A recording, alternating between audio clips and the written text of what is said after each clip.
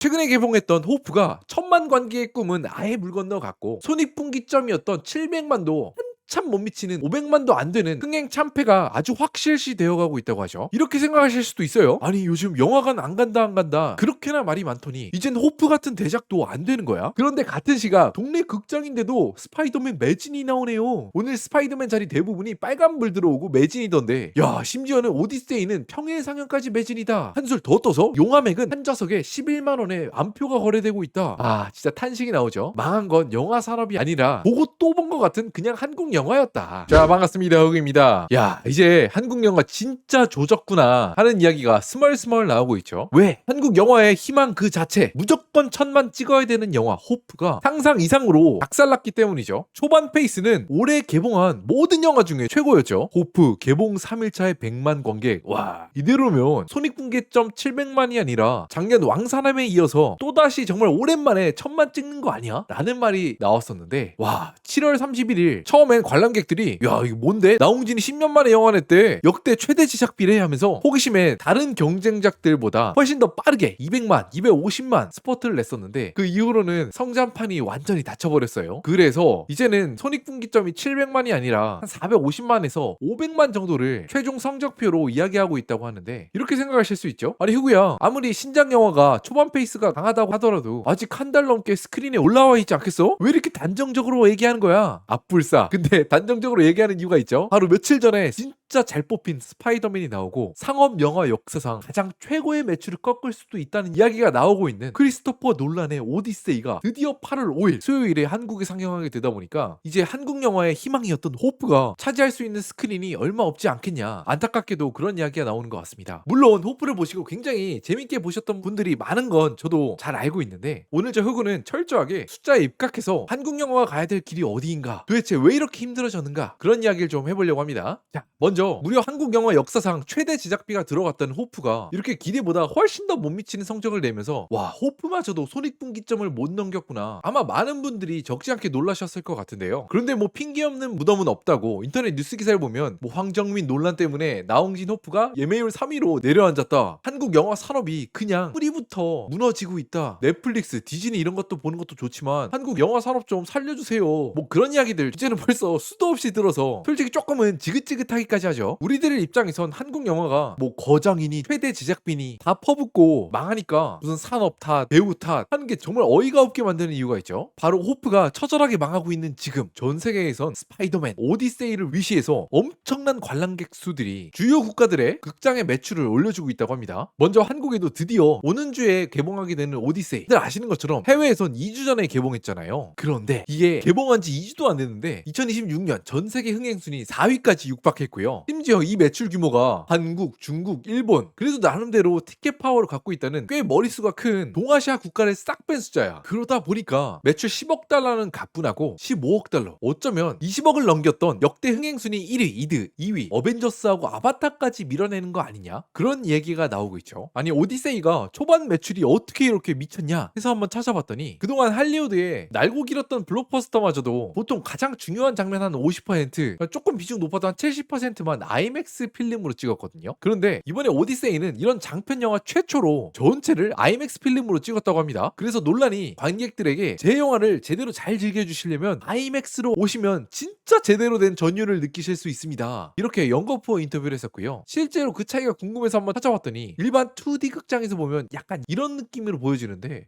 뭐 이게 이상해? 하실 수도 있어요. 그런데 아이맥스로 보면 야 이 웅장함하고 그 깊이가 느껴진다, 보통 보신 분들이 그렇게들 이야기하시는 것 같고요. 여기까지만 들으시면 이렇게 생각하실 수 있어요.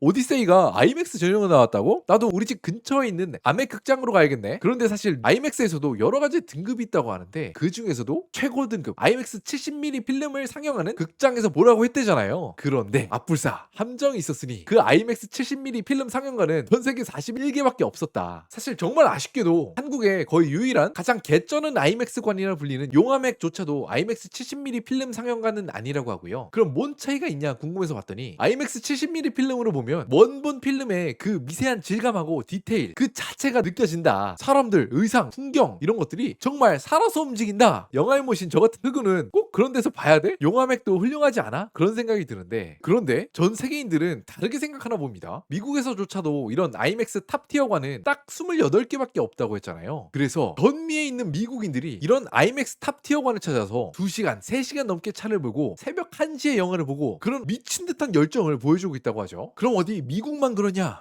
유럽은 상황이 더 심각하다고 해요. 유럽 대륙 전체에 IMAX 70mm 상영관이 딱 5개밖에 없다고 하는데, 그 5개 상영관을 찾아서 하나의 관광 상품이 되어가고 있다고 합니다. AP통신이 전했습니다. 체코 프라 IMAX관이 유럽에서 가장 뜨거운 관광 상품이 되다. 관광 상품? 영화를 보러 그렇게까지 한다고? 나는 우리 집 앞에 있는 거 하는 것도 귀찮던데? 라고 생각하실 수 있겠지만, 실제로 AP통신에서 인터뷰를 해본 바에 의하면 체코 프라하에서 IMAX관 오디세이를 보기 위해 스칸디나비아 반도에서 또 스페인에서 약 15개국의 유럽 관객들이 프라하로 원정 관람을 왔다더라. 그 규모가 개봉 열흘 만에 2만 명을 돌파했다. 심지어 인터뷰한 사례 중에서 정말 충격적이었던 건, 노르웨이에서 한 아버지가 두 아들과 함께 덴마크, 독일을 거쳐서 자동차를 타고 3일 동안 이동을 했다.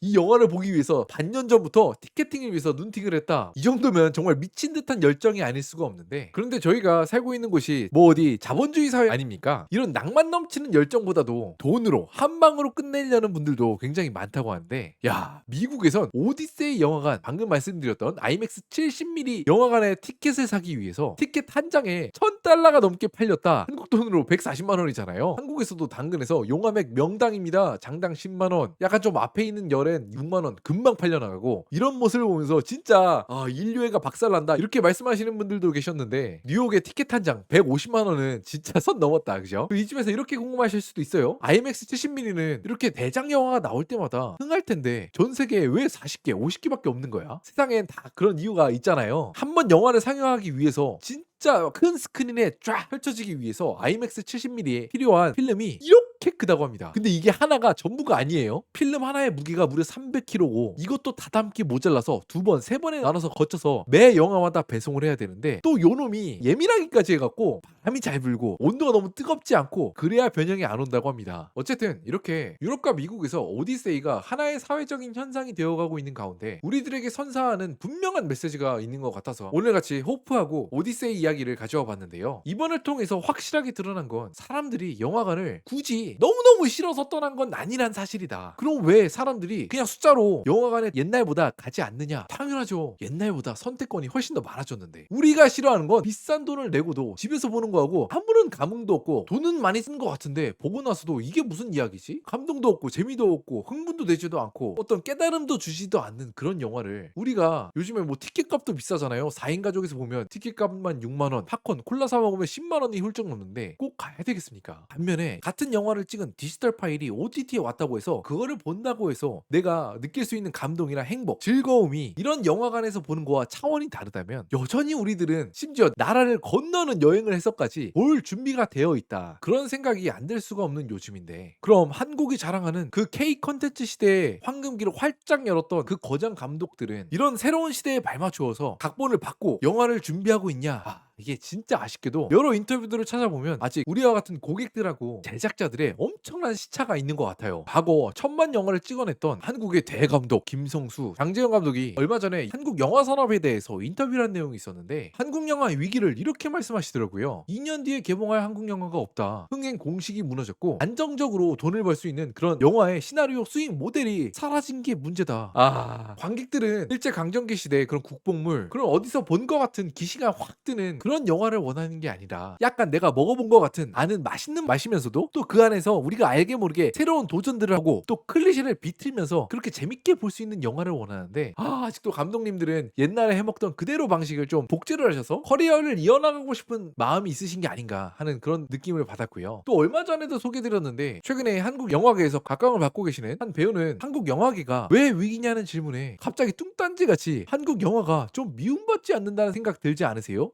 그런 말씀을 하셔서 제가 좀 고개를 갸우뚱하게 했죠. 저도 뭐 한국 거 좋아하고 싶고 외국계 잘났다고 그냥 일방적으로 빠는 건 싫거든요. 그런데 스파이더맨, 오디세이 이런 영화 좀 만들어 주시면, 아까 노르웨이 아버지가 독일, 덴마크를 거쳐서 프라하에 가서 영화를 본 것처럼 저희도 진짜 오사카, 도쿄 가서도 보고 싶은 심정이라니까요. 없어서 그렇지. 그래도 최근엔 한국 영화가 번번이 연이어서 실망스러운 성적을 내고 있지만, 참교육이라든지 여러 가지 드라마들이 흥행을 성공하면서 그나마 K 컨텐츠의 위상 위상을 이어나가고 있는 것 같은데, 정말 한때는 한국의 약간 자부심 중 하나였던 한국 영화가 이렇게 대중들의 선택을 받지 못하고 거장들마저 연거푸어서 계속해서 흥행 참패하는 모습을 보면서 참 안타까운 마음도 드는 게 사실이었습니다. 오늘은 정말 기대를 많이 받았지만 결국 관객의 선택을 받지 못했던 한국의 대작 호프와 그 옆에서 너무나 처절하게 비교가 되게 또 할리우드의 대작 스파이더맨과 오디세이가 큰 성공을 거두고 있는 모습을 가지고 이야기를 해봤습니다. 여러분들은 이런 전 세계 또 한국의 영화계에 대해서 어떻게 생각하시나요? 댓글로 편하게 의견을 남겨주시면 저도 재밌게 보고 들을 수 있는 시간을 가질 수 있도록 하겠습니다. 시청해주셔서 감사합니다.